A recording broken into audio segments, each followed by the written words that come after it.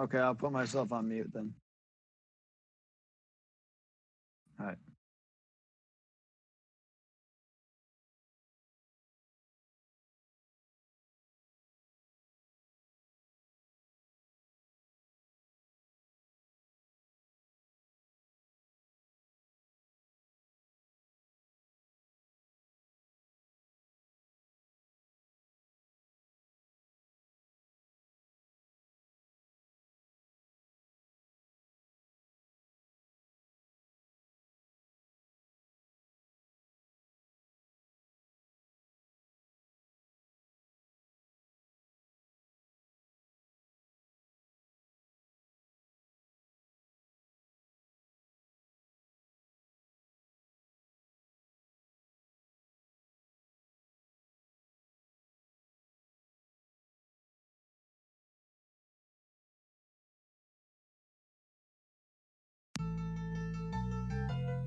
Destiny's Lab, a Zulu King. You listen to what they say, cause you wanna have a way to escape. You wanna be in control of your fate. Just another one gone oblivious.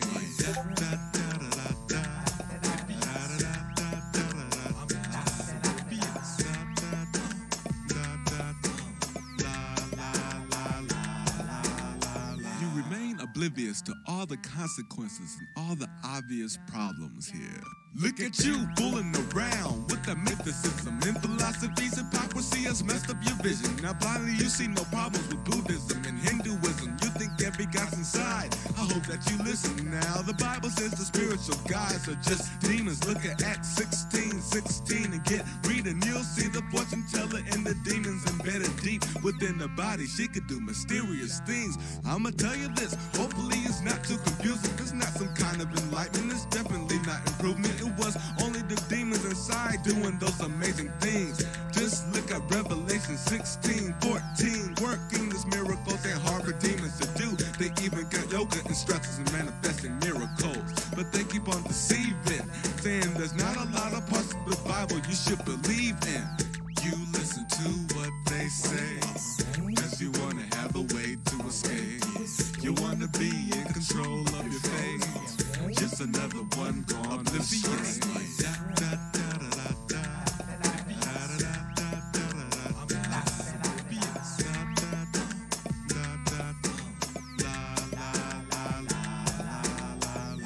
Why do you turn to spirits that peep and mutter, these wizards, the spirits of the dead? These poor-reading phonies are full of baloney. Consulting with psychics is just wasting money. There's obvious, scary, and serious side effects. Don't mess with mediums, don't be oblivious. Consequences could be tragic to mess with black magic and witchcraft. The fact is that Satan is crafty. He laughs at our tragedy. Sadly, the enemy's strategy actually feeds on our misery. Physically, mentally, spiritually, wearing us down till eventually you'll do most anything. Conjuring demons with Ouija boards. What you're exploring is horrible. Holding your soul, you're ignoring your conscience. How can you afford being lost in these perilous times without knowing that possibly you could be following forces of darkness and living oblivious? You listen to what they say, cause you wanna have a way to escape.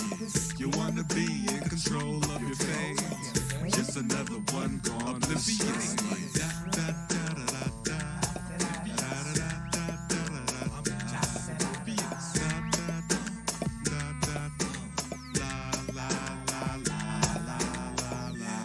You would think with all these prophecies coming to pass that a light bulb would light up over your head. This new age lie is an ancient wolf in sheep's clothing, remolding itself with cults and mind probing, exposing itself, opposing, revolting, imposing its will on souls that he's holding, assaulting the mind and soul and controlling, preparing the blind. And times are unfolding as followers frolic away false messiahs, believing in reincarnation and karma. This antichrist mimicker, copycat criminal, trickster of man, spewing words like a minister, sinister peacemaker, darkest of dictators, posed as a savior with goodwill behavior, later exposed as a liar and hater.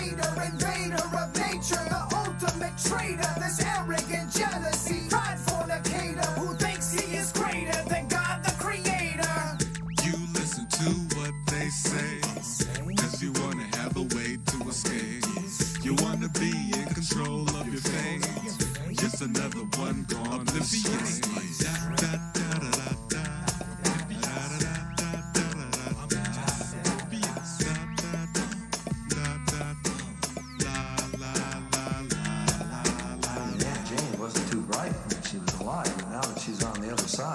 Seems to be a fountain of wisdom. That doesn't make too much sense. That is one of my favorite songs because of that part of the song.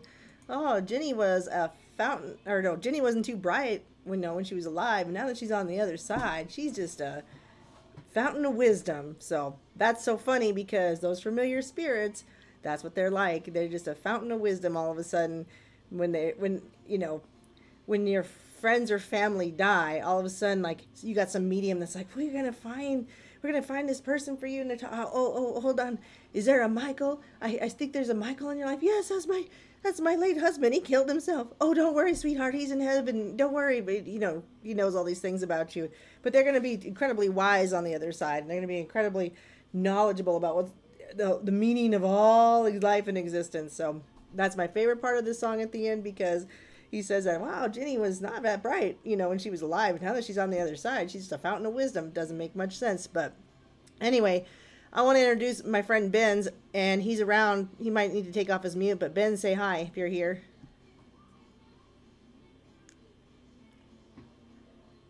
Well, maybe he's not here right now. There he is. Hi, I'm here. Hi. Yeah, I'm here. Yeah, so sorry, I'm looking for something a video I watched the other day, and I'm trying to find it. Okay, keep looking, because I've got a raffle to do. All right. And then I'm going to mention a website that I have, and you might listen to that part too, because it's kind of cool. All right, so real quick, I had two raffles I was supposed to do earlier, and I forgot to do one. Harvey Dent Two-Face, which some people will be kind of happy, right? It is Destiny Lab. It's Destiny Lab Duos collaborations. Anyway, so Harvey Dent, unfortunately, Revelations NPC is not here. I know he really wants to win this, but Rockman is here, and he really wants to win this. Hi, Jeffrey Lane and everyone. Hi, everyone. Hi, Brenda. Hi, Rockman. Hi, Bobby, Joe, Angel, Doc, Michael. Did I forget? Patricia and Angel Flies. All my mods. Appreciate you. So I will do this raffle really quick. These are the 10 spots. We've got Timothy, Rockman, up in CT, which is Connecticut, NPC, and repeat. So here we go. Drum roll. And if anyone wants to try that face mask thing, I made a whole video on how to use it earlier, so you should be up on that. Only 49 people watched it, though. Woo! Number 7! I haven't watched it yet. Okay, so up in CT1, I'm sorry, Rockman and Revelation, you do not win the Two-Face Harvey Dent coin. So, I'm sorry. And Jeffrey's in Connecticut too, so cheers to Connecticut with my Babylon Bee mug that says fake news you can trust. I'm really proud of this mug that I'm drinking out of it all the time now. Just for my live shows, though. It tastes delicious like fake news should. All right, I'm going to talk about this website. I'm going to talk about this website. It's streamlabs.com, okay, /Aaron Moffat. That's so easy, right? Streamlabs.com /Aaron Moffat. Now, when you log on to that, it might look kind of weird because it's going to say donate. It wants me to donate. Well, click my name, and then you're going to see an actual website. And you're going to see what I'm seeing right now, which is you can watch this live thing right now from Streamlabs. You don't even need to be on YouTube. And if I can get people away from YouTube, guys, this is a really big deal. If I could get everybody away from YouTube and start bringing them over to something like this, we won't even need it. But I guarantee you I'm not going to get my 5,300 subs. They're not following, right? But I'm not going to get them to all come over. But I know I have a base of you guys that would do that. And that's why I'm urging you to do this, because we don't need YouTube. And if I ever go down on YouTube, this is where I'm at. I don't need YouTube to stream this, but I can stream my YouTube to this. But I'm using Streamlabs to stream. So streamlabs.com is what I use to stream. So you look, you'll see there's a donation thing. Now here's where this is going to come in handy, because I have raffles. And you can say, Aaron, I see that you are raffling Harvey Dent Two-Face, and I want a spot. And you type in $10, right? You say, oh, it's $5 a spot. I want 2 spots. And then you write in the message, Aaron, I want 2 spots for 2 face. And then you send it. Boom. And like it goes straight to my PayPal. Super easy for stuff like that. Okay. This is the way we get away from YouTube. And if you guys are like, I hate how YouTube does this to you guys, this is the way to get away. And if you're not going to come over and check it out over there, and you say it's too hard, it's just another website, I can't do it, then fine. Like when I go down on YouTube, you ain't gonna find me. All right. I got my YouTube videos up here. I've got my Discord. I know it looks like it's thinking, but if you click it, it actually does take you to my Discord. And same with I've got Patreon on here, Facebook, Instagram, Twitter. It takes you to those accounts.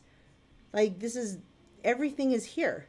And then if you want to contact me, this goes to my email. When you send a message to me with your name and your email address, it goes directly to my counter mail. So with that being said, really consider going to this website and being a part of it. Are you sending me links, Benz, that I need to open? Because I got some of my own links I got to do. Oh. No, that's for like anyone to look at. For anyone, okay. I'll go over that later too. Okay. So because you're here, Benz, and because we have a good back and forth, what does Discord mean? Discord means you're so in Discord, Bobby Joe. Get out of here. Just kidding. Discord. So Bobby Joe, good thinking. Discord is what we're talking on. Yeah, that's exactly what Benz is. Yeah, Benz is on my Discord talking right now. So it's I heard a quack. Something happened. Uh-oh. Oh, somebody donated. Wait, isn't that the old Apple thing? No. Quack. So, okay. So thank you for the donation. So what happens is, somebody donated some money, and it says the name Doug Till 456 donated, right? And you can't see it because this is in the way. Hold on, I'm going to move that. Oh, I can't see it. I gotta fix it. I don't even have it up right now. Okay. Well, anyway, I gotta load up something. I've got it to where it makes a little quack sound, and it quacks. And then I've got, if somebody was to do the face mask, it moos. It goes moo. Anyway, so what Discord is Discord is where we gather a lot of our information. That's why I asked Benz if he was dropping articles right now, because that's where he'll send me stuff. He'll say, open this article. We're talking at the same time, so he'll send me the articles and I'll click them and they'll open right up, right, for you guys to be able to see. So it's meant for gaming initially, but it's turned into this great place of collecting research and data. And I'll go ahead and send a quick invite. Yeah. And if you want to talk, just go ahead and butt in and say, Aaron, I'm ready to talk about something. Stop talking for a second. I'm good. Okay. So I want to talk about CERN. So CERN update. I've got disconnection. So. You've got a what connection? Disconnection. Oh, there we go. I gotta see if my router is going weird. It probably is. I can hear you.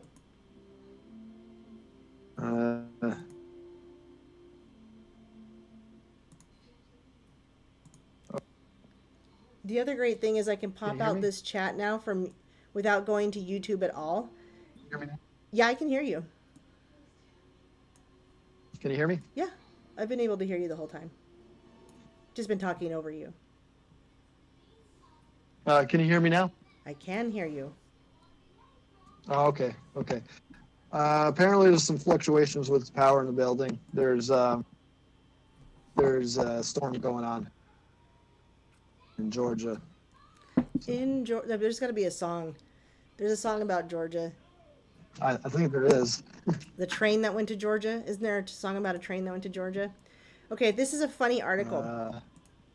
I got to get on. Because you got stuff you want to talk about, so I got to get on with this. This is a funny article because CERN is dropping Facebook, you guys, because Facebook has said, if you got to give us access to your data. We're talking about CERN, the Hadron Collider. And it says, CERN is saying, Facebook is telling CERN, if you do not give us your data, you have to pay for Facebook. And so CERN was like, well, that's been a nice go around with you, Facebook, but we're done. And so CERN, the Hadron Collider, is dropping Facebook because Facebook wants their data. And they say, losing control of our data was unacceptable, CERN says in a blog on January 28th.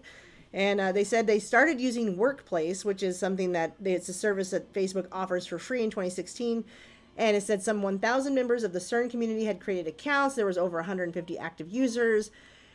And anyway, CERN said its staff would now instead use two open source chat services, Mattermost and Discourse. And the interesting thing about this is that if anyone wants to build a website for this kind of thing, which people are doing all over the place, instead of using Facebook, Discourse and Mattermost are the two most common ones that people are using as a platform to build something. So CERN is now building its own Facebook page on these two platforms because they're saying that even Facebook does not get to have access to their data. So I find that very hilarious.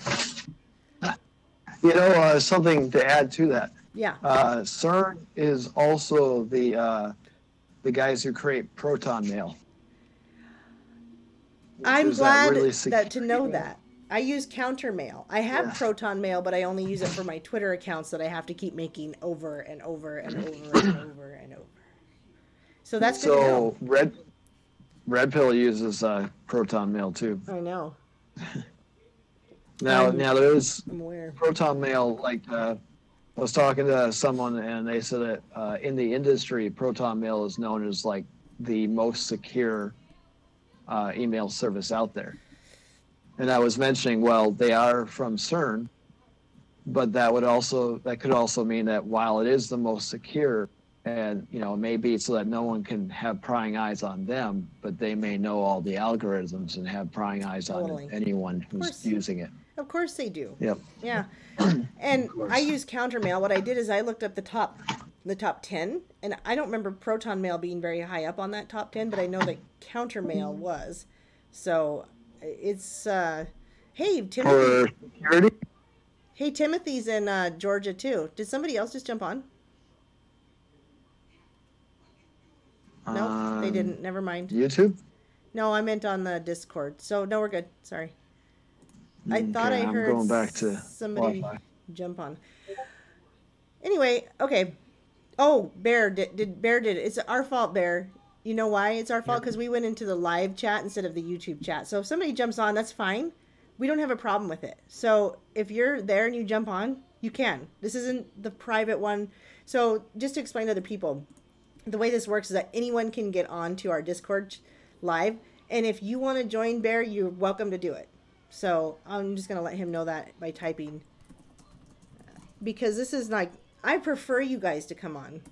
I prefer you guys to be here. Because otherwise I'm talking to myself. Yeah, there's a chat going, but not very, like, you guys are talking to each other, not me. Okay, so END-TlMES, ChristianPost.com had this interesting article that I'm not going to read because the numbers just don't make any sense. But what I'm going to tell you guys is that it's very interesting that most pastors don't link world events to speeding up Christ's return.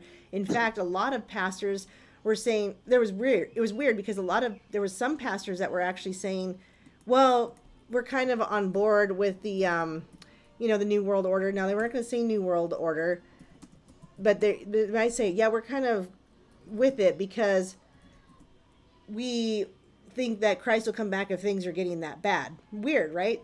And then there's also pastors that were saying, like, they don't really look at things like we do with the technology and the transhumanism and the stuff as part of an end times eschatological thing.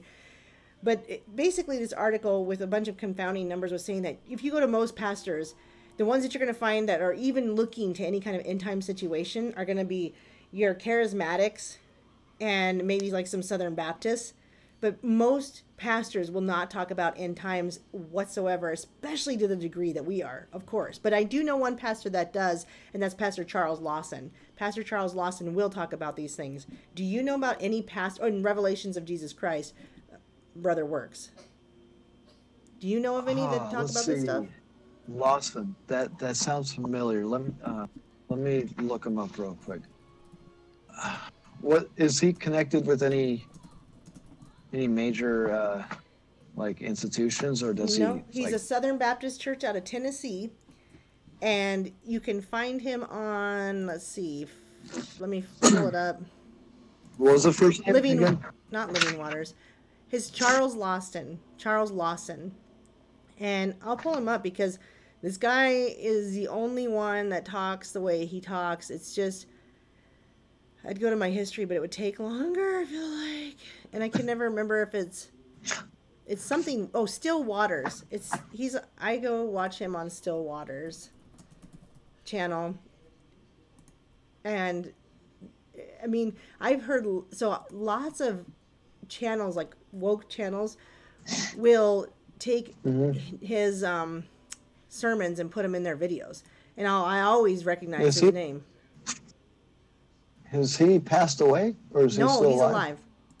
Here, let me play some. Here, let me play. I'll just play this for a second. Sabtika and the sons of Rama, Sheba, and Dedan. Okay. And Cush begat Nimrod. He began to be a mighty one in the earth.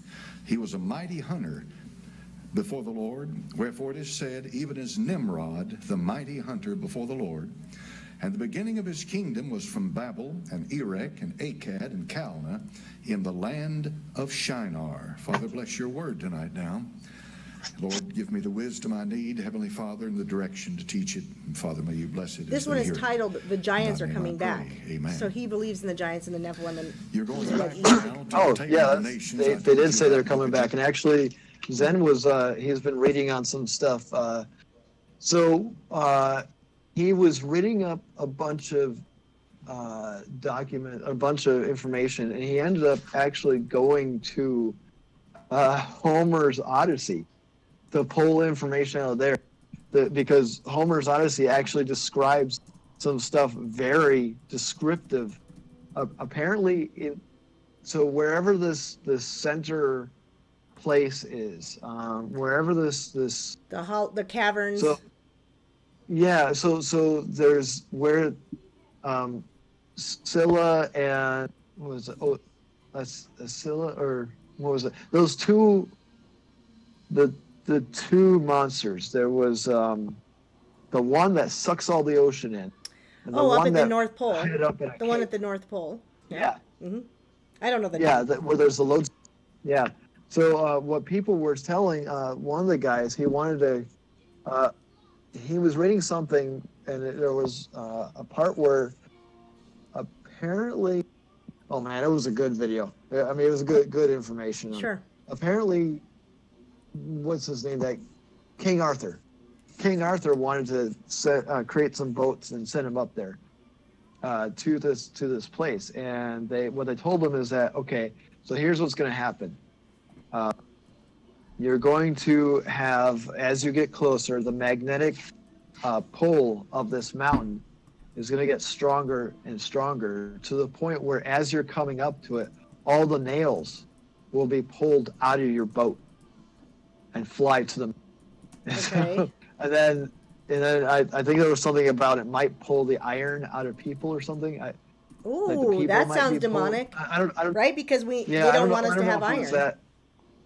Yeah, I don't know if it was that strong. Maybe not. But because Odysseus was there. Apparently, Odysseus was actually there, and there was one fig tree that was hanging over the maw of. It was a fig tree. Mm-hmm. That was weird. He's hanging on this fig tree. It happens to be a fig tree of all trees.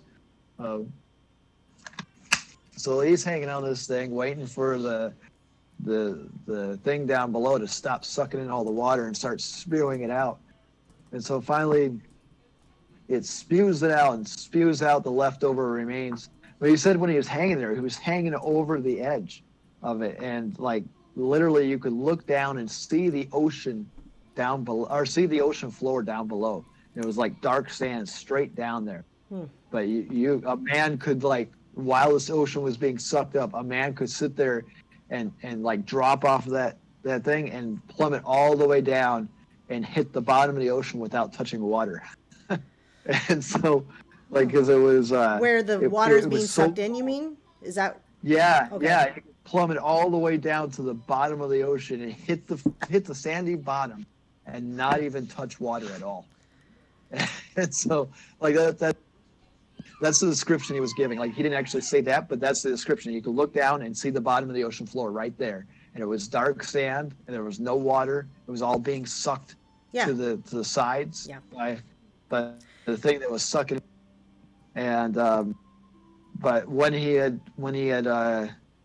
had a crew with the ship, he was the only one who survived. So when he had the crew with the ship, we're all looking at the big open maw of the ocean, as this thing was sucking all the water in. When they were all doing that, was it Scylla up above? She took that opportunity and grabbed six of his strongest, best men. So that just instantly reduced his crew member ability, down to like at least half, because they were the six best of them, and they were just suddenly gone. So all the rest of the guys aren't that great, and they're all weaker guys, and then they got to try to figure this out. Now they're in fear and shock, and now the boat just goes over, and he just jumps off and grabs onto that fig tree so, as the boat plummets over. But he said he described the stone. It was like smooth stone, almost like someone had polished the thing, and it had polished it, and so that you couldn't even, there was no way to possibly climb it. It was like it was a smooth polished stone up there. I get it. We're getting off topic, so yeah. Well, can I respond? I got to respond, and then I've got some good questions in the comments. So the response is yes. The first time I heard that was when I was asking Zen about the tides. Does the moon move the tides? Now, I didn't really think the moon moved the tides, right? Yeah. But I wanted to ask that question because I was like, does the moon move the tides? Of course not. But then he explained that. He said that there's something in the North Pole where they suck in the water. And then I've seen somebody put up a video of it, and it was like freaking me out, man. But I was like, it was a video that could have someone put a video on Instagram, but it was so it was so blurry, and it could have just been a whirlpool anywhere. It could have just been a whirlpool somewhere. But yeah. But anyway, it just kind of, I was like, it doesn't surprise me because I believe in the hollow earth too, and the caverns. And I look at if you watched my last video, and if you didn't, you don't know that. But I've done other ones of vampires, werewolves, and aliens where I talk about the hollow earth and the creation stories of like the Hopi and the Sumerian mythology that speak to the hollow earth and how it was created, which brings us back to the Spider Queen, which was crazy to me. I don't want to digress. But the question is somebody asked, his name's Jeffrey, he says, why is the God from the Old Testament different from the New Testament? And I love that question because I used to believe the same thing. Why do we have this angry, wrathful God in the Old Testament and this new, just all-loving God in the New Testament? Well, it's all the same God is my answer. And Ben's, feel free to answer this too when I'm done. But it's all the same God. It's actually all Jesus Christ from the beginning to now. It's always been Jesus. What changed is that God still gets angry when we sin, so nothing actually changed with God. Lord Jesus gets angry when we commit adultery, or we lie, or we cheat, or we steal, or we dishonor our mother and father, or we murder, or we hate. He does not like those things, and that angers him. And so we're not actually in his good graces when we do those things. But when Jesus, so in the Old Testament, we saw the wrath carried out, but he still had love and grace, because even and you look at the story of Sodom and Gomorrah, we had, help me out here. Lot was the nephew. Anyway. Yeah, Lot was, it was Lot and his wife. Right. Okay. Oh, and my understanding is that when Lot's wife had turned around, she didn't turn around to look. She turned around with longing of wanting to go back to what that was. But who was it? The question was, they were asking the Lord, they went to the Lord and they said, why am I'm having such a brain spasm? Lot, Sodom and Gomorrah. Okay, whatever. Anyway, okay, just take Moses for instance. When he said, we're going to go down and I'm going to slay all the people for what they did with Aaron and the idol. God said, I'm going to slay them all. And he said, no, please don't. Please, let me do it this way. And God said, yes. I mean, some people were slain because there's a consequence to sin. If God is a creator, we can't argue with the consequence to sin. And with Sodom and Gomorrah, there was a consequence to sin there. But it was said, like, if I could even save 5,000, would you please spare the land?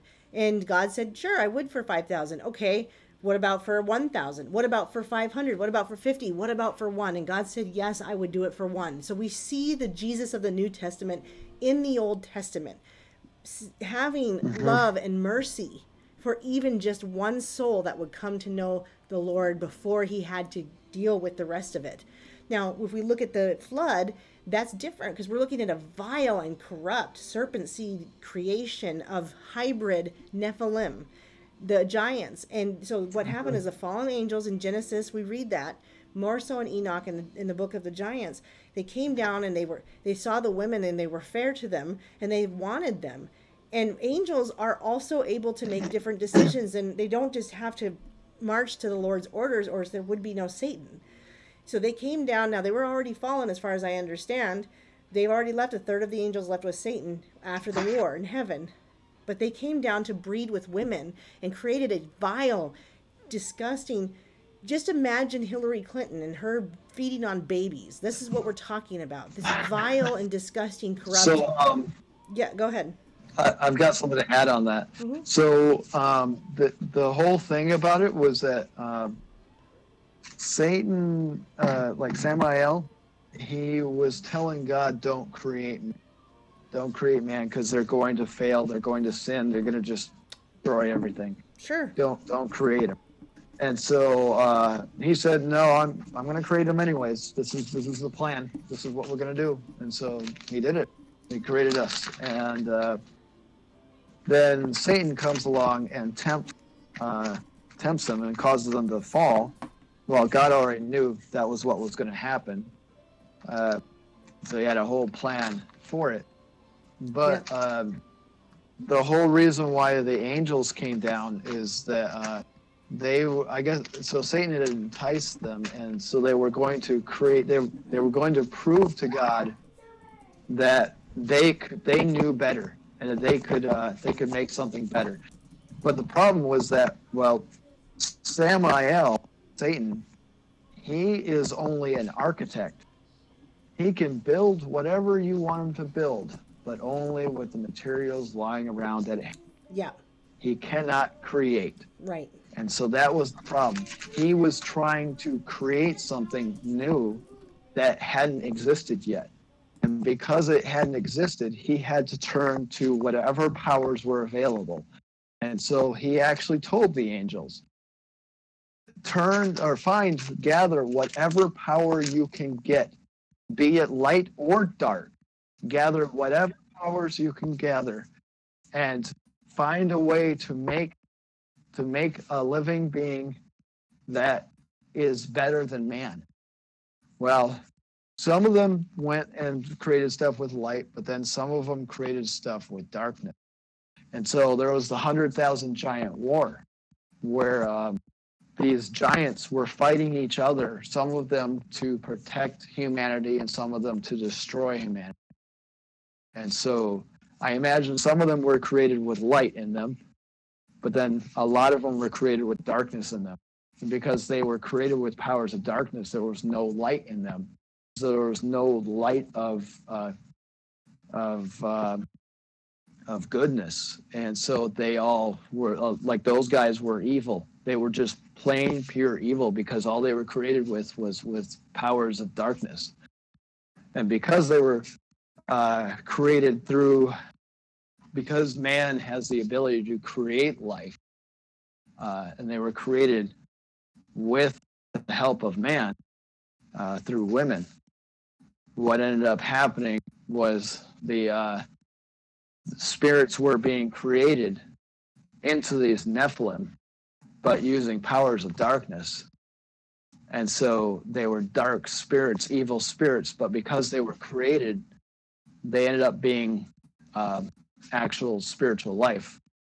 And so when the bodies died, like in the flood, when a bunch of them died, they didn't get destroyed, so they became the demons that we see now. Yeah. And there's yep.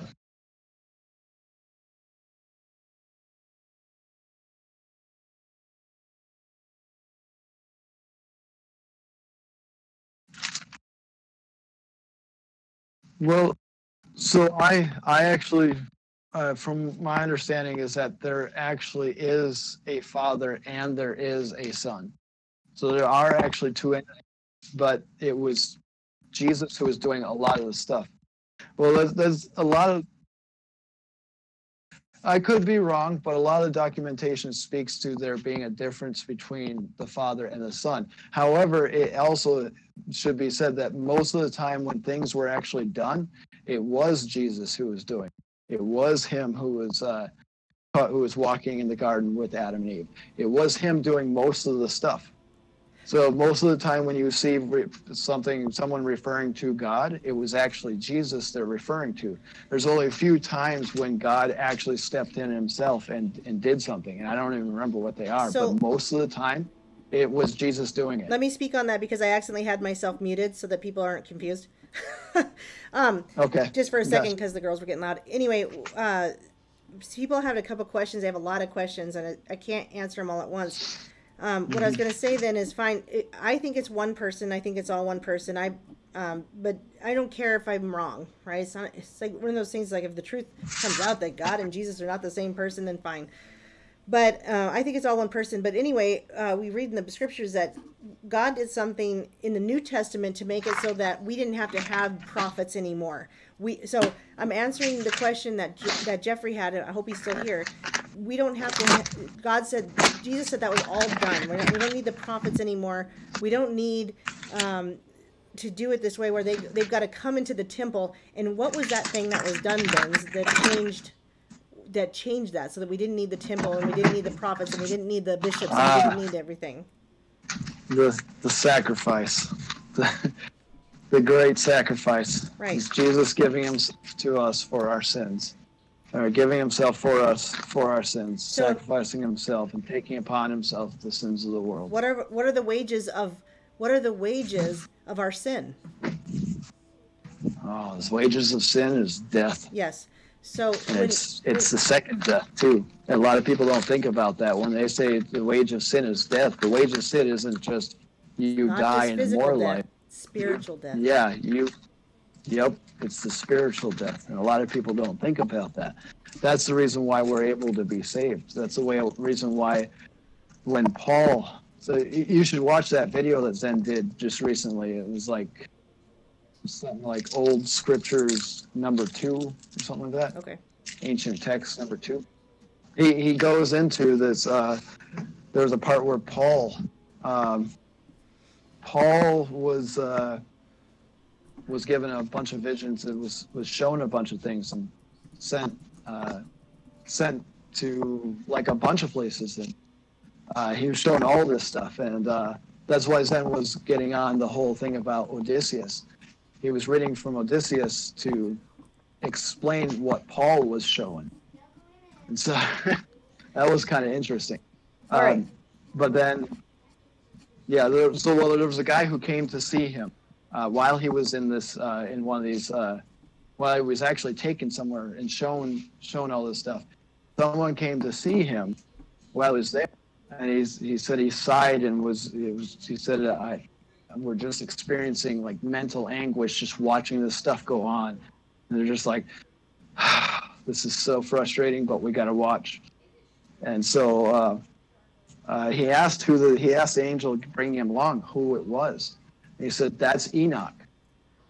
And I'll tell you right now that even Enoch, all of us, even Enoch himself, who was one of the most holiest men that we know of, he would have died the second death if it hadn't been for Jesus as well. And he, after Jesus was resurrected, Enoch was there and met him in heaven when Paul was brought to see all this stuff that was going on in heaven. It was pretty interesting, but okay. But even he would have had to experience second death if it wasn't for Jesus. Right. So anyway, I'm not trying to be rude. I want to answer. Yeah, we got questions. A bunch of stuff, right? We do have a bunch of stuff. So I want to answer the questions though. So I don't know if Jeffrey, you're taking this seriously, but anyway, when I get a bunch of speeding tickets, let's say, or I do something really bad and I got to go before the court of law, right? I can't just say, I mean, the judge is going to be angry. All the people are going to be angry. There's going to be a lot of wrath on me for what I did, especially if I killed somebody or if I caused some serious damage to a house even or a car. People are going to be like, that's We need justice, right? You understand what justice feels like. Well, that's God. God needs justice. We get that from because we were made in his creation. We were made like the Lord Jesus. And so there's got to be justice. So we go before a court of law, and the judge says, it's all very serious, what you've done, and you're going to owe a lot of money. You might even serve some jail time. And what Jesus did is he stepped in, and it says, as if somebody came in and said, maybe Ben said, don't worry, Aaron, I'm going to pay your tickets. I'll even serve your jail time. I've got this for you because I love you that much. And I'd be like, are you kidding me? You don't love me that much. Why would you ever do that for me? And he would say, you don't understand the love I have. And I'd be like, well, you're obviously a lunatic. Bye, see ya. And I might take it for granted. But what we have to understand is that maybe I wouldn't take it for granted, because I would still look at that and say, wow, I mean, I killed somebody. I was driving and drinking. I killed somebody, and I deserve that sentence. And what you have to do is put yourself at the mercy of the court, and Jesus is the judge. We have to put ourselves at the mercy of that court and surrender and say, fine, I've done wrong. I can't fight it any longer. I don't need a lawyer to lie me out of this situation. Please, judge, just have mercy on me. And the judge says, I have to do this. By law, I have to put you in jail. I have to give you these fines. And then Jesus came in and said, no, I'm going to pay that. I'm going to do that for them. That is what he did when he died for us. The wages for our sin was the death that Ben's was just talking about. An eternity where we'll never get to know God. It's a second death, our spiritual death. We die to the flesh no matter what. We all die. But we don't get to die. We don't have to die spiritually. So Jesus said, I will take that and I will pay it for you. But what you have to do is stop doing that thing that got you here in the first place as much as it's possible, and believe in me and trust me. Those are the things that you have to do to have eternal spiritual salvation. It's easy. You say, wow, I'm really grateful that you paid my wages. I get to leave the courtroom today, but I only have to do two things. I have to be sorry for what I did, try not to do it again, and trust that Jesus is there for me. As if I see a parachute. If I was jumping out of a plane, I wouldn't jump out and flap my wings and hope that I could save myself. I would jump out and put the parachute on, and I would have faith that the parachute would save me. So there was another question about aliens. I do have... Go ahead. I do have something to say for Jeffrey Lane. Jeffrey Lane, are you still there? I think he is. I got something... Okay. Because I've got something to say for you. Thank you for that, Odin. And I'm here. Odin, I think Odin. I'm still here. I'm just closing the camera for a second. I think Odin is actually the fallen angel Shemyaza, I believe. Zen was actually explaining some of that there was an angel that hung himself upside down by the feet, and so that his head would be far away from heaven. And Odin supposedly did the same thing, I guess. And so Odin might actually be Shemyaza. Those of us who have been researching this, we now know that all these ancient gods, they were the fallen angels or their NEPHlLlM children. But what I wanted to say to you, Jeffrey, is there's something that we don't understand. When we were created here, when we were brought here, so we existed before, but when we were brought here, we were like the angels. And if you look at what the angels are a what's that word you call it? Both male and female in the same body, perfect being. Like how, similar to how the whole Baphomet tries to do things, where it says, they're male and female, except we're not that. We were separated into two halves. That's what happened with Adam and Eve. When Adam was created, he was created as like a perfect being, like an angel, but then they separated the female aspect out of him and created Eve. And so now there were two beings, with the male side in one, and the female side in another. So as for our understanding of what's going on in heaven, most of us don't even understand that part of us, of who we are. We are half of a whole. The whole satanic Baphomet thing is to try to take that half and make it a whole without attaching the other side to it. And that's why it's such an evil thing, because that's not what we are. We are a half to a whole. We are not a whole ourselves. And so that's that whole thing that's going on. We don't even understand that. We don't even understand what's going on with that part of it. And that's a minor detail. So if we don't understand something that's a minor detail like that, how can we ever hope to understand what is going on in heaven? I mean, we have no idea about half of this stuff. Even half of it, we have no idea. The other half, it's not even on our radar. It's not even, doesn't even exist in our idea of what's going on. Okay. The Was first that what half, you were we speaking barely to? understand it. Were you speaking to what his question was about what's in heaven when he dies? So yeah, he was asking some stuff about like, am I just walking around and, you know, chilling out? And I was like, man, we don't even understand what's going on here. Right. So if we don't even understand what's going on here, how do we hope to understand what's going on in heaven? I mean, it's so different from our understanding here. Our memories were wiped. We don't know what happened. I mean, we've been told that we will get our memories back of what happened and what our decisions were before we came here. And like the person we were then, we're supposedly get that memory back. But we don't have it now. So to make decisions on, like, based on, you know, what you think is going on in heaven, we just got to go with what we've been told by Jesus, by God, by some of the angels that have come down, the prophets, the books, the holy words. We got to do our best off of that. Okay. And I'm going to bring it back around. I'm going to bring it back in. Okay. Yeah, I got you. Okay. So somebody had a question about aliens. I'm going to give a quick answer, and I'm not going to let you expound on this one because I have to go on. I'm sorry.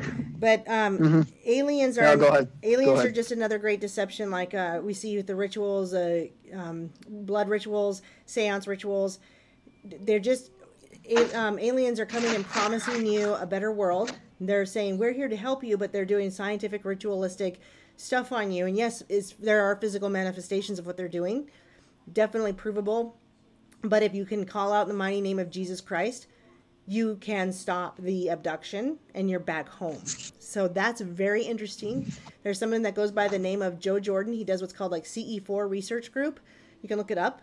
And there's so many testimonies about people who've called out in the name of Jesus and come to Jesus, and it has stopped the abduction. So yes, aliens are just demons with the same great deception as you see all the world over in all these other religions, in the New Age, in the Mormon Church, any secret society. You will be as gods. Since back in the garden with the serpent, you will be as gods. So I want to talk about, speaking, you sent some stuff about the 4 plagues, so I'm going to bring up this article about China and their idea of warfare, their scary vision of the future of warfare, and that humans are going to be obsolete. So in China's Terminator-esque vision of the future, the cognitive domain, intellectual skills, and knowledge will become another theater of war. True power will rest with these nations whose AI is capable of both analyzing immense amounts of data and autonomously making decisions at incredible speed. In China's terrifying vision of future warfare, humans are almost obsolete. In this article, they paint a picture of what Chinese experts call the intelligentization of warfare, a term coined by Chinese scholars in which artificial intelligence dominates the battlefield. Human fighters will fade away, and intelligent equipment will be brought onto the battlefield in large quantities and as whole units. Totally sounds like Terminator. Human-on-human warfare in the traditional sense will be superseded by machine-on-human or machine-on-machine warfare. Such means of human-machine combination as brain-machine interfaces, external skeletal systems, wearable devices, gadgets implanted into human bodies will comprehensively enhance the inherent cognitive and physiological capacity of human fighters and will forge out superhuman combatants. In China's Terminator-esque vision of the future, the cognitive domain, intellectual skills, and knowledge will become another theater of war. True power will rest with those nations whose AI is capable of both analyzing immense amount of data and autonomously making decisions at incredible speed. The cognitive domain will become another battle domain next to the land, air, sea, blah, blah, blah. Basically, not surprisingly, China is vigorously developing its AI capabilities. Now, China is the most godless country in the world. And I'm going to bring this into your 4 plagues article that you sent me, because there's a couple of things that could be going on with the disease spread that we're seeing in China. China is building a Hadron Collider bigger than CERN. They are the most godless country with their dragon as their symbol. Now, being the most godless country with the dragon as their symbol, is God sending his wrath on that country? Perhaps. It's possible. Tell me about this 4 plagues. So I saw the video from Brother Works. Yeah. Apparently it was what was it? It's judgment being brought on them Right. because they refused to accept Jesus Christ. Right. Like 3 weeks ago or something. Oh, that just came out a couple days ago. Ultimatum. Yeah. Well, he did have Oh, one was it- you're right. He had one quite a while ago where he talked about the Hadron Collider that they're building, but that was before this disease came out. Mm-hmm. Yeah. So now there's 4 of them. Let me bring it up here. I was reading it. Oh, where'd it go? So they're talking about this Terminator-esque style and how they're trying to do this with all their AI, and that and I bring it up because they are the most godless. That is what they want. They want this war like this, and yet now we've got these, like what you said, coronavirus, African swine fever, H5N1 bird flu, and H1N1 swine flu. The 4 plagues, perhaps. Yep. Well, so they're not the 4 horsemen of the apocalypse, but they are Okay. 4 plagues. Yeah, the 4 horsemen of the apocalypse are each, like one is Famine. I thought the last one. Death, like famine. Yeah, the last one was the one the pale horse. That was the last one. Yeah, the pale That's horse supposed to would be be the one released. that brings death. Like to the one that's the one that Barbara Marx Hubbard talks about when she says, "Will be the pale horse that brings in death to decrease the population to under 500,000." Yeah, that's not your job. That's ours. Yes, yes. Thank you for knowing that. So, did you hear about there was a company that accidentally, I think it was Tencent. Yep, I saw it. They accidentally released the actual numbers, and it was like 25,000 dead. 23. Yeah, 25,000 dead instead of like 300 something. Yes. 25,000. Yeah, I don't know what the infection rate was. I just remember it was 20 something thousand for the death rate. It was like 300, And, less than 300 cured, and like 20-some thousand dead, and yeah, just massive numbers, far above what they're telling us, of course. And the doctor that was trying to warn people is dead now. He's dead. Yeah. So it's like if you have the ACE, so Alpha Charlie number 2, ACE2 gene, you are 5 times more likely to catch the coronavirus. And is that So- like an Asian So- genetic trait? Yep. Asian people have that. Okay. That's what Asian people have. So if you're Asian, you probably have that, and you're 5 times more likely to get it. Now, there are some cures. Well, we can't say cures. In my opinion, there may be some cures. Right. There's this lady that Sarah Westall, she interviewed. Yeah. You sent me that. And so, Or somebody did. yeah, so I did. But she sent me, she interviewed, I think I did. Did I send it in there? Somebody But did, she and I started interviewed, watching it, but I didn't. There was something weird about her, and there was something I had a weird feeling. But anyway, go on. Oh yeah, so she's been, well, so she was asking, she was saying, you know, that the studies say that it was created, it had HIV parts in Yes, it. And, that's true. She was like, who would create this type of thing? And I'm sitting there thinking the whole time, serpent seed, Yeah. serpent seed. Yeah. Serpent seed would do this. That's their MO, serpent seed. Yep. That's I'm just thinking that the whole time. But she said that she's been working on like sound therapy stuff, and she's been doing this. She's like at least 10 to 20 years ahead of everyone else. And the reason why is because they refuse to accept that it doesn't work. because all the evidence says it does. And so they refuse to just say, okay, even though we've got it working, everyone else says it doesn't work, so we're just going to shut it down. They said, no. This is obviously this stuff works, so we're gonna go with it. And so they've been doing it for a while, and they've been doing it for so long. They're so far ahead of everyone else in doing this stuff. They've created cures just from sound, audio files. Yeah. You can download an audio file, play it, listen to it, and be cured of something. That is, that is one of those sci-fi things. Well, I would think it'd be a frequency thing. It's not just the sound; it's the frequency. Yeah. Well, yeah. It's like one of those sci-fi, like science fiction type of ideas.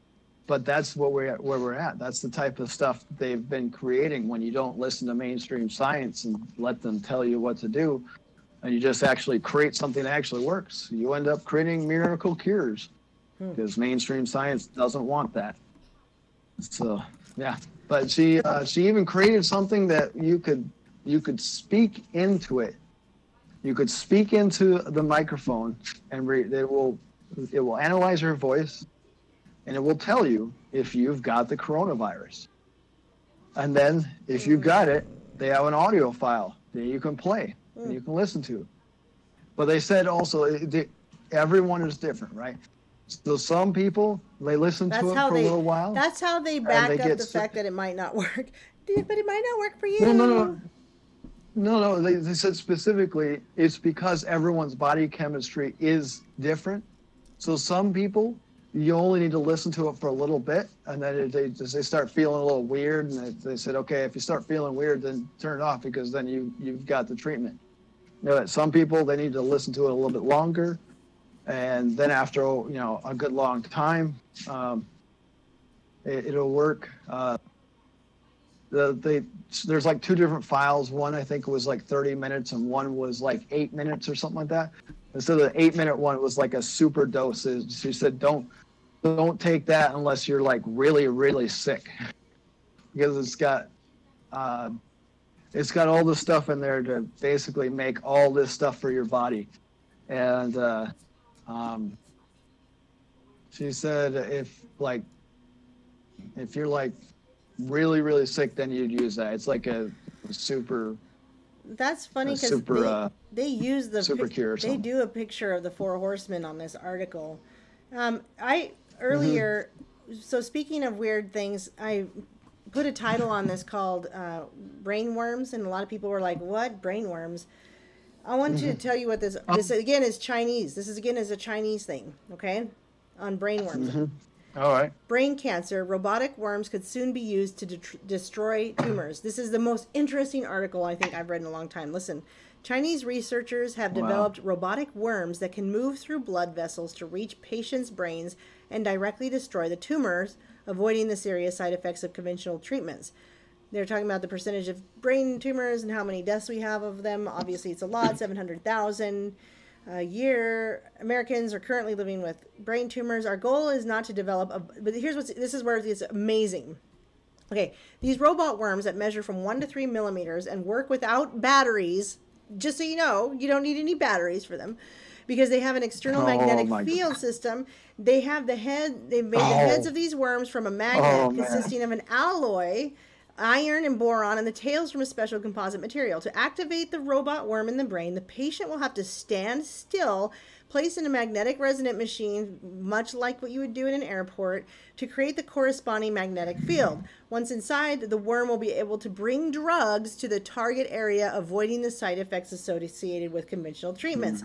Once mission accomplished, it will leave the patient's body on its own. By the way, they want you to know our goal is not to develop a biological weapon. Don't worry. Yeah. You know something I think about is every time you see one of these things about a cure for cancer, remember Charles Pixley. Yep. There already is one. Remember Charles Pixley. There already is a cure. Yeah. Well, yeah. So, what I mean is when you see these, just remember about Charles Pixley, and he was saying that there's been all these cures for cancer all this time. And then think about, okay, what are they really using this Exactly. for? What can they really do? But just, Because that's if why they've they're already saying, got a cure for yeah, they don't. This is something else. This is just to get you to accept this on the grounds of it will cure cancer. Yeah. When in fact, cancer is the plague they created so that they could push all these other things to really Right. get at you. Which is really the do best some damage, part of the really. article. It says in big type, our goal is, it says this in big letters, our goal is not to develop a biological weapon. Okay, so hear them out. Come on, guys. And they always lie. They're They not always- doing this. It's okay. Trust the government. Okay, so Trust the government, they're your friends. yes, the Chinese robots will allow people to. Okay, so here, the transformative capacity of the new Chinese robots that will allow them to survive in the difficult environment where blood flow is fast and blood vessels are small. They can function as an implant of the brain-computer interface. By the way, this interfaces with a computer. Oh, hooray! You've just now sent little worms into my body that interface with a computer. But some of the capabilities of these robot worms may be a concern. In fact, thanks to infrared radiation, these machines can penetrate the bodies of different people? What? In addition, the body of the worm is made of a transparent temperature-sensitive hydrogel, which allows it to change color in different environments. It gets better. It just gets better and better. According to a video seen by South China Morning Post, when researchers immerse the robot in a warm glass of water at room temperature, it becomes invisible. In the end, the device can also be used for military purposes. We only hope that this day will never come. This is the warning. We only hope that this day will never come. Our goal is not to develop a biological weapon, but the opposite. In addition, in order to introduce robotic worms into someone else's brain against their will, someone would have to build a powerful electric field generator, I don't know, 5G maybe, with an effective long-term range. Finally, it would also be very complicated to send the machine to a specific location without the cooperation of the person where it would be deployed. The person must remain perfectly still while the robot is moving in his body. What does this make you think of? What was that what was it, Star Trek? Where the guy had the worm that went in his ear and he remained perfectly still? The Wrath of Khan. Yes, this person must remain Star Trek, The Wrath of Khan. perfectly still while the robot is moving in his body. It would be difficult to accomplish, but not impossible. Come on, like what else do you need? Oh my goodness. Well, okay, so here's the thing. Yeah. Here's the thing to think about. With all the stuff that we know, with all the things that we've learned, and all the videos and movies we've watched, think of all the people who look at this and say, "Oh, that's awesome." Yeah, sounds great. I would Just love to think have about worms that. in my brain. Yeah, and not only that, but you know, with the whole CIA looking at Amazon to do the server hosting for their data storage, for their on-site, their off-site, their cloud storage. They were looking at, you remember the whole Q thing when they were Q had highlighted this as something that had happened and no one was aware, no one was watching. Q put it out in the open and everyone was like, "Oh my goodness!" And then everyone started making a big stink, and then it just kind of went quiet again. Like no one talks about it anymore. But it was that CIA wanted to do cloud storage, so they hosted out the cloud storage to, or they offered it to Amazon, or Amazon had bid on it or something, and they said, "Okay, we'll take Amazon, but you got to send your servers up to us." So Amazon had bought Element. Element was buying their server motherboard from Supermicro, and Supermicro was having all their motherboards built in China. And so you had all these server motherboards built in China for all these servers, and the CIA was going to host their data on these computers with this cloud storage with servers with motherboards made in China. They went with a fine-tooth comb through every chip on the motherboard, every single one. And they found a chip that doesn't belong, that didn't belong there. Mm-hmm. And so think think about this. In What all they our found out is phones. that the People's Republic of China, the Communist Party, they require that people hand over their intellectual property for all their stuff. So basically, to steal it from them. If they don't hand it over, then they just go in and force the facility manager to hand it over, or they'll imprison their kids and their wife for life, and put them in a workers' camp and trying to torture them, or whatever they use. And so here you have this scenario now where now you got Chinese worms that could have, or most likely do have, a chip in them that's not supposed to be there. I mean, they were finding these chips inside of networking devices that were just military devices, military planes. Yeah, well, right. Well, they were finding it in the big stuff, but they were finding it in the little simple things. Something as simple as a connector that would just bridge two Ethernet cables together, or an adapter piece. Of course, anything you can put it in. Mm-hmm. Yeah. And then they were saying, well, we don't know what it's transmitting out or where to, so they just shut down servers because they couldn't figure it out. They had to shut down the server so it would just stop and then unplug it and connect a normal one in and find something that wasn't doing it. But yeah, it was just something as simple as they were just putting in simple stuff like that. So you think about advanced stuff like this, it'd be easy to just put something in there to gain control and wiggle a worm around someone's brain and do all sorts of things. I mean, you could think of with the technology they got now, they could easily do kind of like a rewiring of the brain, or just control it altogether. Just stick it in certain parts and connect things up and just have them go. I made a video about this. It's called Saturn Rising, and I can tell that probably most people here haven't seen it. And the reason I made this video was because it was about this. It was about frequencies. I love it when people are like, what do you know about frequencies? And they get, but this is what I know, is what I put in this video. I talk a lot about the black goo in this video. I talk about what I think is the third strand DNA, and I talk about the airwave frequency and how that's going to control us. This video very much talks about that. Yeah. Okay, it's called Saturn Rising, the Third Temple Assembling. That's my belief, because temple doesn't have to be a building. A lot of people are looking at buildings. They think of building. But Jesus was the temple that he tore down the temple and rose it again in 3 days, but his body was a temple, just like they talk about our bodies as a temple. And I think that it would behoove people to watch this if you haven't seen this. I have a whole black goo playlist, in fact, because the connections have been boggling even my mind.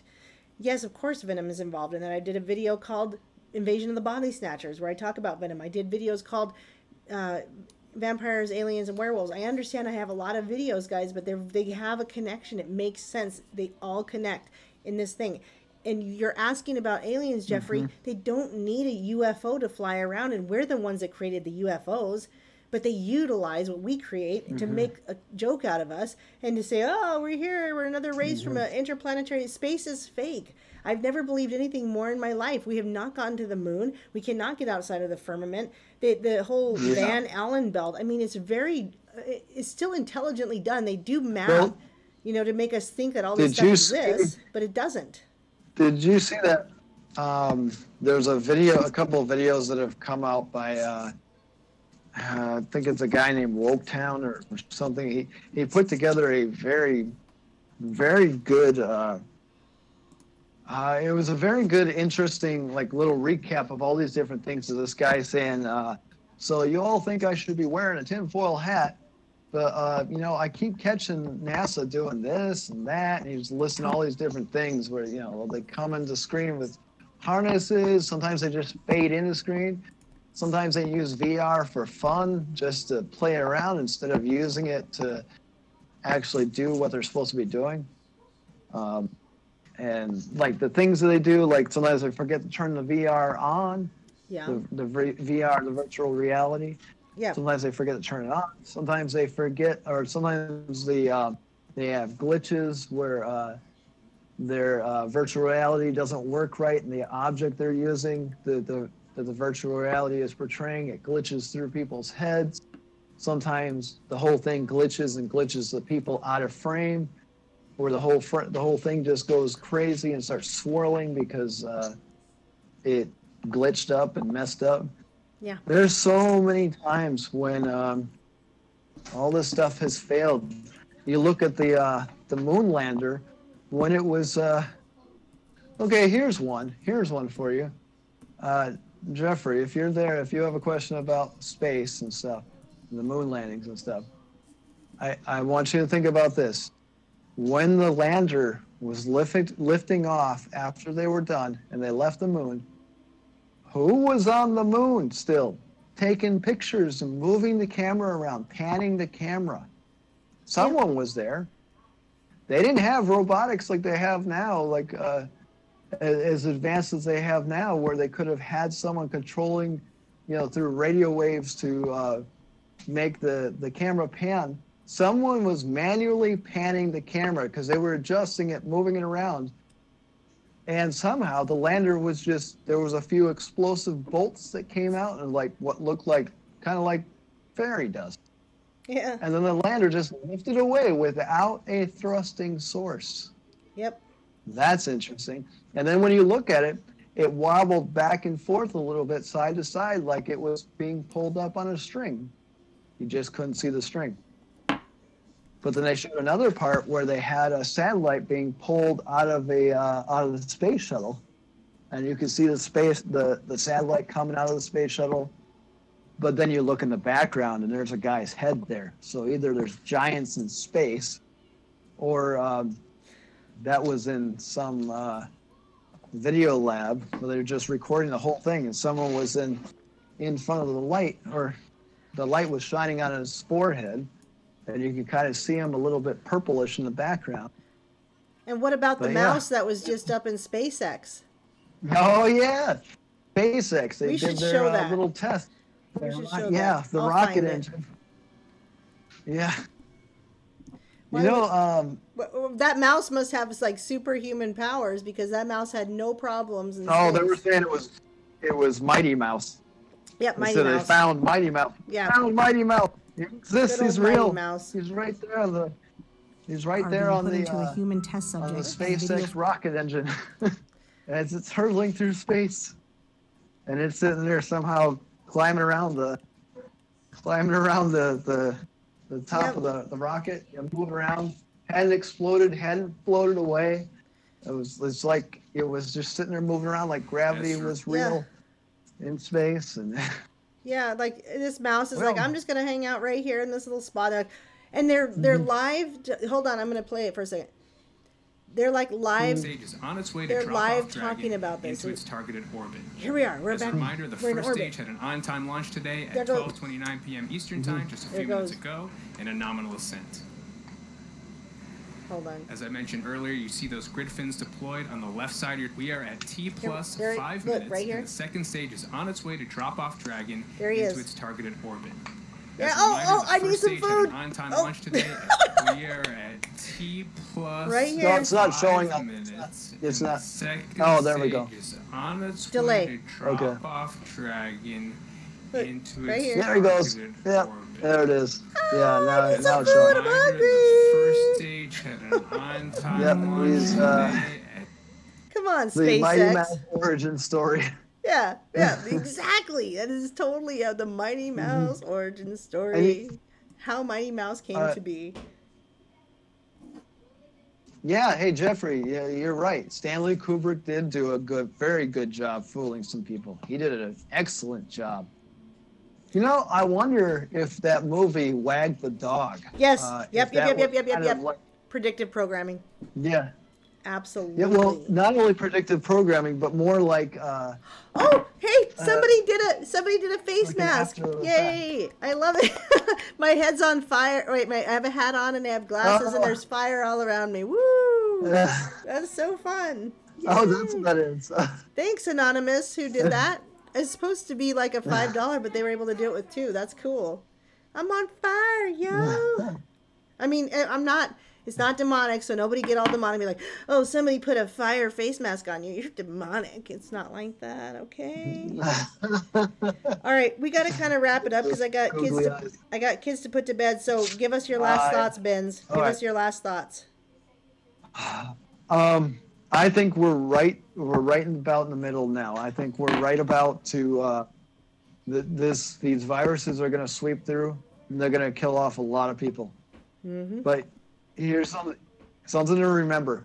Something for you guys all to remember. Remember this and remember it well. God always says, have no fear. And he also says, I am always in control. So remember, all the stuff that's going on, have no fear. Have no fear. Take it and set it aside. That's something I was talking to Zen Garcia the other day. Yep. When we were doing the scripture readings, and I was telling him, I just decided I'm tired of having all this fear and being afraid all the time. Amen. So I'm just going to set it aside and have no fear and put my trust in God. And that's exactly what you're supposed to do. Whatever happens, he's in control. If I'm supposed to catch this virus and die, well, by golly, that's what was supposed to happen. That's right. So, that's right. So, because I keep saying, to what end are you going to try to survive? Are you going to be the last one on Earth wandering around looking for food? No one makes it out of here alive. No. No one makes it out alive. We all will eventually pass away. In fact, the entire world and everything in it will pass away with fire. With fire. Yep. How are any of us going to survive that? With fire. It will burn even the elements to nothing. How are we expected to survive that? So, just as something to think about. If you're afraid, if you're feeling scared, if you're feeling afraid of things that are happening, remember that God is always in control. And whatever is supposed to happen is supposed to happen. And it's going to happen. Yep. So if you're meant to catch something, it could be, what could happen? You could have all this fear about, oh my goodness, am I going to catch this virus that's sweeping around? And maybe you get sick with something, but then you get in a car accident and die. Yeah. Well, it was a car accident that took you out. Right. So, and you protected. Yeah, or you could be like, oh, I protected myself from that illness, but then I got in a car accident and died. Like. Yeah. And I mean, I go by the idea of have faith, but don't be stupid. Yes. So don't do anything stupid. Absolutely. Yeah. So, well, I am taking like supplements. I'll take like black seed oil and they got multivitamins, and I've got stuff to help with sicknesses and stuff. Because when I catch something, I usually go down hard, so I have to get something to prepare myself. This whole fibromyalgia thing. If you get sick, you get really sick. Now you have fibromyalgia. Oh. Jeez. Well, it might be fibromyalgia. I like narcolepsy exhibit or. Narcolepsy is one of the things that does exhibit when you have fibromyalgia. Okay. They don't acknowledge fibromyalgia, but they will acknowledge narcolepsy. Now, I also found out the doctor is that diagnosed me with narcolepsy. The military doctors never accepted his diagnosis, and now he's retired. So, okay. So, yeah. So now I've gone through the sleep study just recently again, a second one. They're gonna tell me what's going on, but I've been thinking I might have fibromyalgia anyways, that it might actually be that, and they're just misdiagnosing it. I don't think I have what was that one that you were talking about? Chronic fatigue. Well, yeah, it's either that or fibromyalgia, but the other, the one that exhibits all those, as well as the man-made one, when you get like the plastic stuff. Oh, Morgellons. Yeah, Morgellons. Yeah. So I don't know if I've got that, although I do definitely have a lot of the symptoms of that. And so, Okay, that's just my kid. So Jeffrey has one more question. Is space water like I believe? How do we get out of it? We're basically in a... Okay, so I'm going to give my thoughts, and then you give your thoughts, and then we're done. For real. Okay, so here's what I'm going to say. Now I know what Zen Garcia says, but I'm going to go with what I think. I think that we're looking at a fluid-like structure as the firmament. I believe that Earth was created for us when man fell, when Adam and Eve fell. They were light beings in the garden, and I believe you'll agree with this because Zen also says this, and I don't believe it just because Zen says it. You guys, this is my prayer with the Lord, my personal relationship, and my desire for truth with the Lord Jesus Christ alone. And he brings me the truth, and I just know it when it's truth.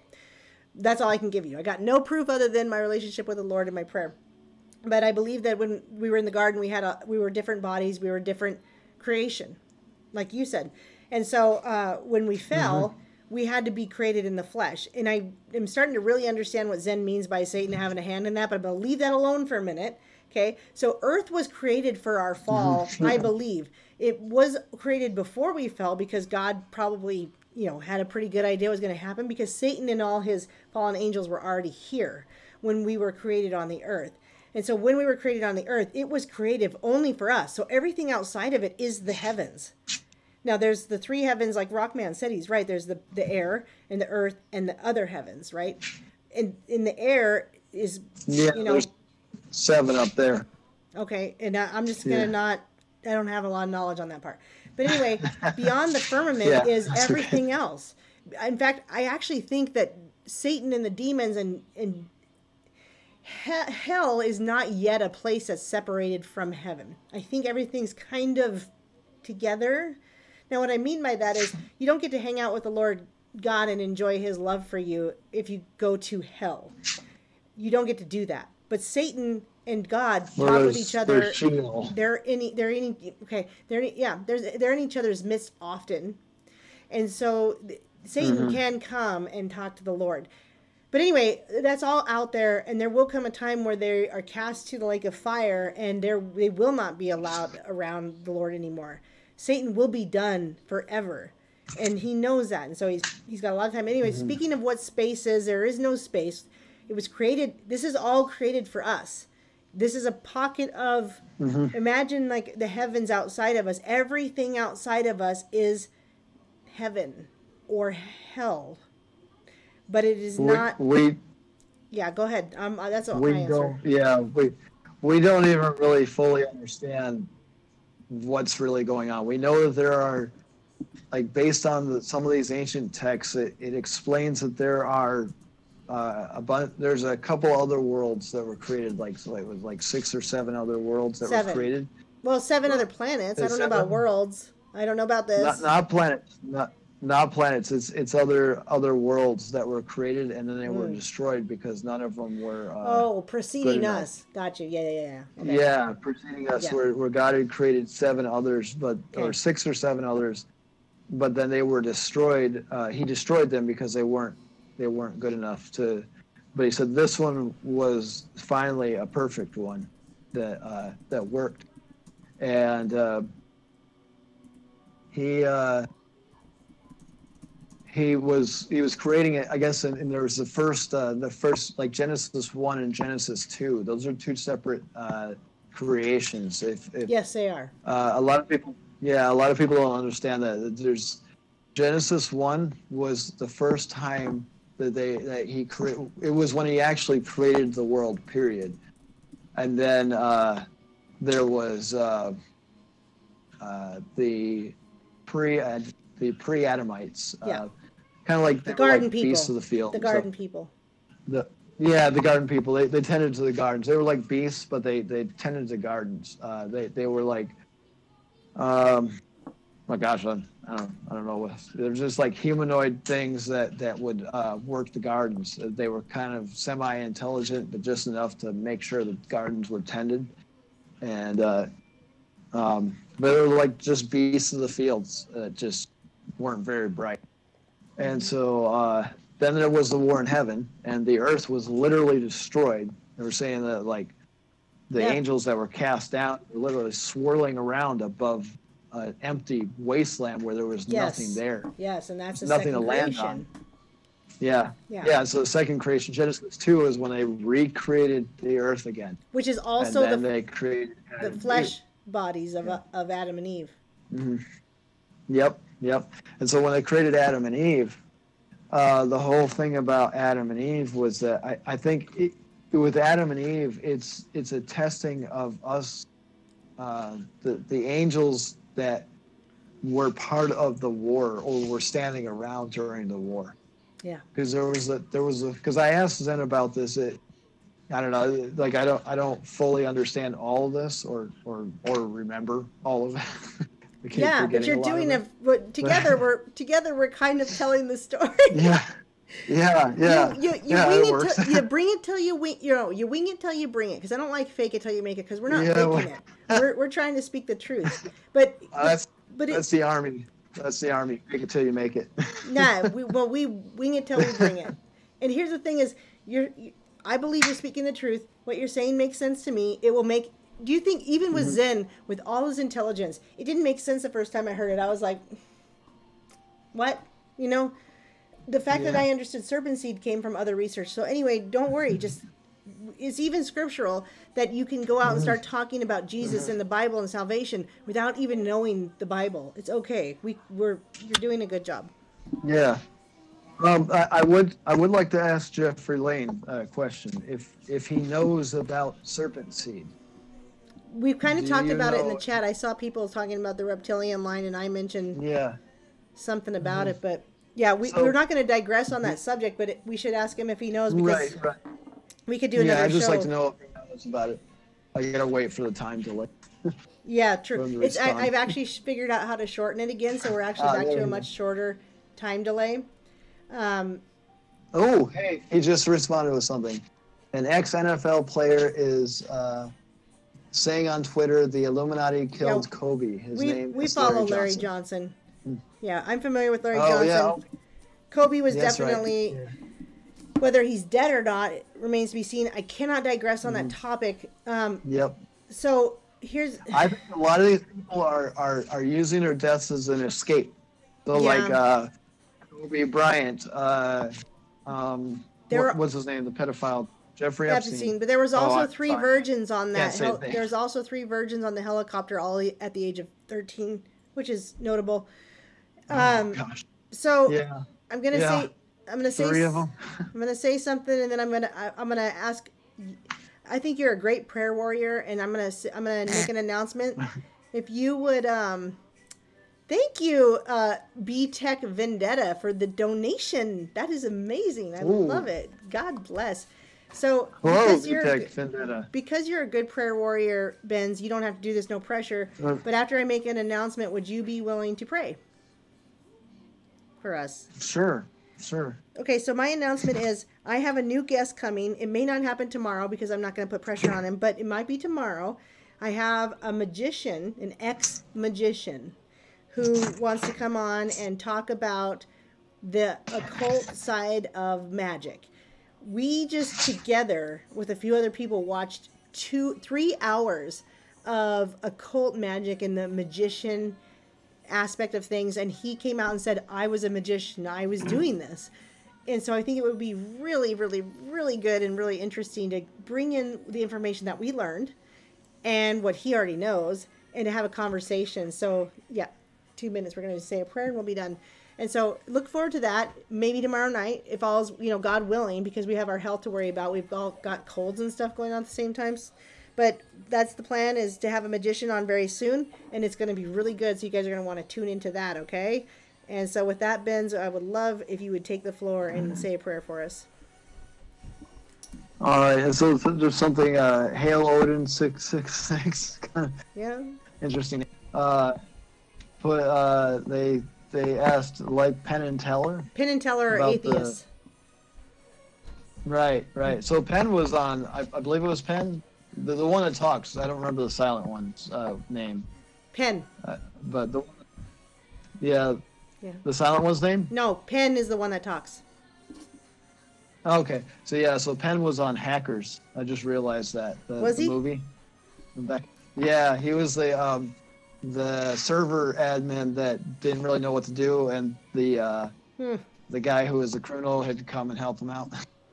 Interesting. So, but yeah, you look at it, you watch it. It was one of my favorites back in the day before I realized what was wrong with Hollywood.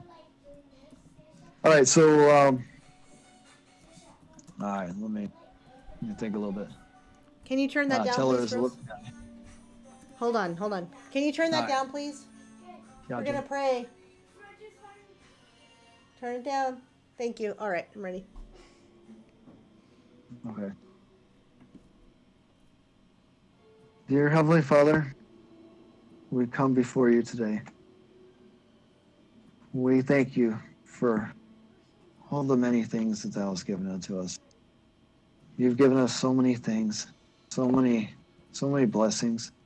You've showed us so many things that are going on in today's world. You've given us a sight that we haven't had before. You've showed us the dark side and you've showed us the light side. And you've allowed us to expose the plans of those who follow the evil ones. And we thank you for this. And we ask that you would help Erin with her friends for being able to do interviews with, that you would allow her to be able to meet these people, to meet with these people on and share their stories on YouTube, or whatever streaming service. But we ask that you would help that it would happen, that these people would be able to come forward, that you would protect these people as they come forward. Yes, Jesus. And that you would be able to, they would be able to relate their story.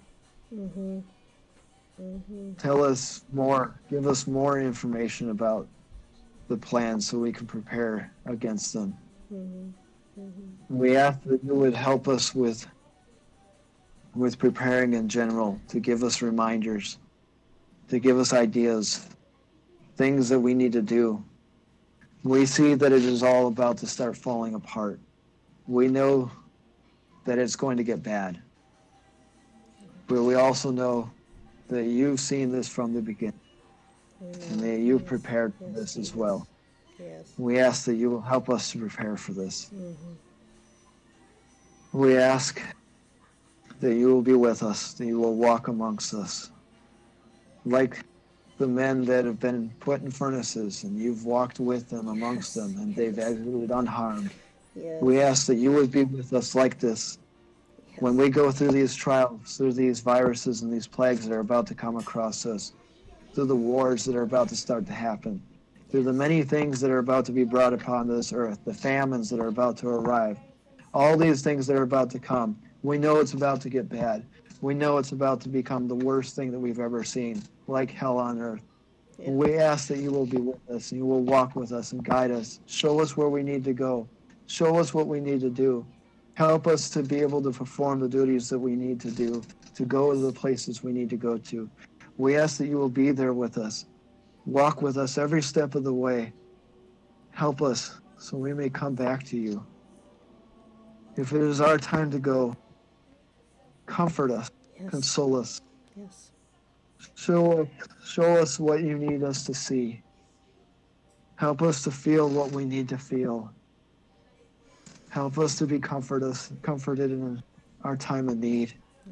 And when it is our time to go, that we will let go gladly into your arms. Yes. And that you will take us back to be with the Father. Yes. We ask when you are working your work against these evil ones, that you will spare us and save us. And you will keep us safe. And for those of us who wish to step forward and help to do the mighty works that will need to be done, we ask that you will help us, give us strength. Yes. Give us the strength, to give us the faith we need. Cast the doubt away from us, Yes. Yes. Yes. so that we will be able to do these things. We ask these things in your mighty name. In the name Yahushua, the Son of the Most High Yah. Let it be so. but let Yah's will be done. All right. Amen. Oh my gosh, I'm not crying. You're crying. What are you talking about? Totally brought me to tears. You said so many things I was feeling just today. Just today. So powerful. So after a while. Powerful. At first, it takes a little while. At first, it's kind of like you're just trying to think of what to I know. say, and then it just starts coming. It just starts rolling. It's just, you're right, though. You just got to say it. You were saying, I was like, I'm like, yeah, I'm like, that's good. Yeah, I'm like, that's good. I'm like, yes. I'm like, yes, yes, yes, yes. I'm like, tears are coming down in my eyes. I'm like, okay, hold it together. Not because I don't have a problem crying, but I mean, I kind of do. It makes my nose all stuffy and my eyes all watery, and it's hard. It's hard, but no, so good. You are. That's why you're a prayer warrior. And that's why I'm so glad you're here. I'm so grateful. I'm so glad you asked to jump on. Thank you. Thanks for being here. We didn't get to all the stuff that I was going to cover, but guess what? This was way more important than all the stuff I was going to cover anyway. So. Yeah. Hey, and for B-Tech Vendetta, you may remember me. I'm Ben Schwagel from Quite Frankly. You may have seen some of my super chats when I was posting. Oh yeah, about, you're the super chat. He's the super chat dude. Yeah. Yeah. Which I appreciate because that's why you're here. Yeah. I'm so glad you came to my channel and super chatted me because I'm not even big like those guys. I mean, what's so amazing to me that I love is that you came to my channel and like blew me up with super chats, and I'm like, who's this guy? But whatever, yeah, dude, I totally whatever. And now I'm so glad you're here because you were blowing up even bigger channels, and you have made huge, huge things happen, and I love it. I just absolutely love it. Yeah, I'm trying. I'm just a guy in the army. But it matters what you're doing. The Lord is doing a work in you, and you know it. You know it. Yeah, and I'm glad He brought you to me. There was something I've been thinking about that keeps popping up because this is something that I kind of got to push it down too at the same time, but. So being LDS, Latter-day Saint, and understanding that it's actually not correct, that it's actually false and fake. Still, remembering the times when I've been around the other people who are LDS and talking about things. I remembered sitting on a couch with some other people. And I remember sitting there and thinking, hey, I feel like I'm supposed to be like doing something, like I'm supposed to be, special and doing something, but I don't know what it is. And I was just sitting there like, I was just sitting there like, I feel like I'm supposed to be like different from everyone else. And like, I'm supposed to be doing something, but I don't know what I'm supposed to be doing. And one of the other people that was there, he said, oh, well, we're all special. And I was like, I don't feel like I feel different from everyone else. I've always been like that guy who just never really talked to people and who never really, I have bad social skills. I sometimes have a hard time carrying on conversations and say the wrong things at the wrong time. But yeah, I do that too. I tend to. Doing okay. That's why I titled my thing last night. I said I tend to offend, and not last night, 2 nights ago. But wouldn't you? Or no, was it this morning? Oh, this morning. Yeah, but wouldn't you know? Last night I offended one of my guests, so that's how it goes. Oh yeah. I meant to offend in the name of my Father. I mean, I didn't mean to offend at all. But my hope is that I offended in the name of the Lord Jesus and not my own, because in that case, I can handle it. But, yeah. Something there. I do believe that they have a good portion of the truth in the LDS Church. I mean, what I've been learning, they definitely do have a good portion of it. But and I mean, when I say a good portion, I mean like way more than most churches. As a secret society, you know more than anyone. Yes. And that's absolutely correct. But so the problem is that they mixed a bunch of lies. Exactly. And so now you got to sort it out. And with all the stuff that you've been learning back then, and now you're learning more stuff today, now I've got to sort out, okay, what were the lies I learned?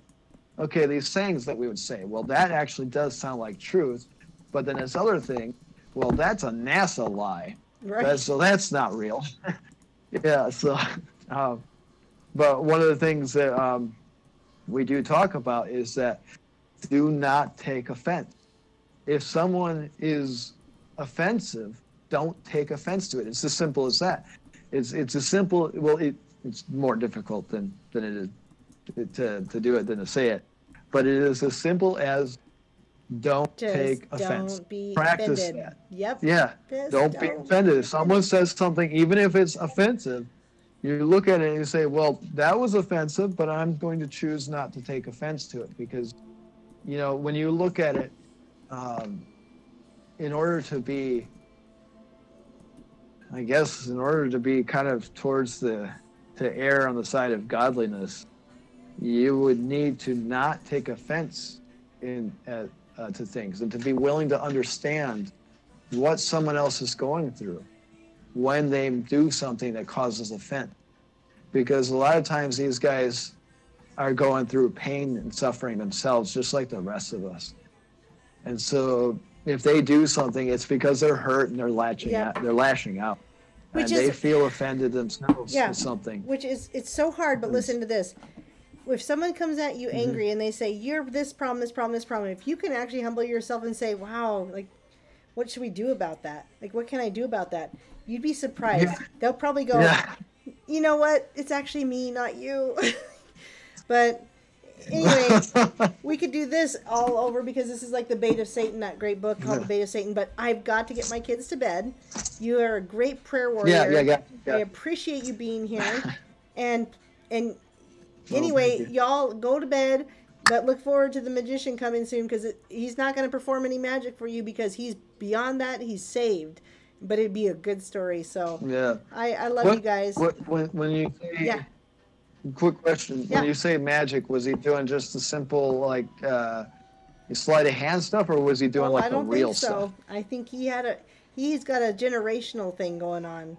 So is this like the guy like my friend? I'm not sure. That's a really good question. I'm gonna ask that. Probably is. You should ask him if he's from one of the families too. If he knows it, ask him his blood type. yeah, that's a good question. Don't know, but he'll reveal himself soon enough. This is why the reason I'm keeping it kind of vague is because I don't want to put pressure on people and make them, unbeknownst to them, go, oh, she's announcing that I'm coming on, because they might be here live in the chat or in the video, and so no pressure on this person. Have they posted yet? I'm sorry? Have they posted yet? Have they posted in the video feed yet, or in the live chat? They are in the live chat, so not putting pressure on this person. So that's why I'm saying it like this. But so I want to say something to them real quick. Okay. So just real quick, I've got a friend who is from one of the families. He is a negative, Rh negative blood cell. Right? Yeah, the Morrison family, and like Jim Morrison. And so. He's got distant relatives with some of the Morrison clan, like the Jim Morrison and John Wayne. And so he was telling me that when he was young, he shadow walked. Yes, I need to look into the shadow walking thing. Yeah, so he got in an accident of some kind when he was a child. And apparently he got up. He doesn't remember this really, but he remembers he knows that he had got, and he walked into a shadowy corner of the room, and then he just disappeared. And then when they were looking for him, they were checking the video feed to see what happened, where he went, and they saw that he went into the corner and he just vanished in the corner. Yeah. They were like, "What the heck?"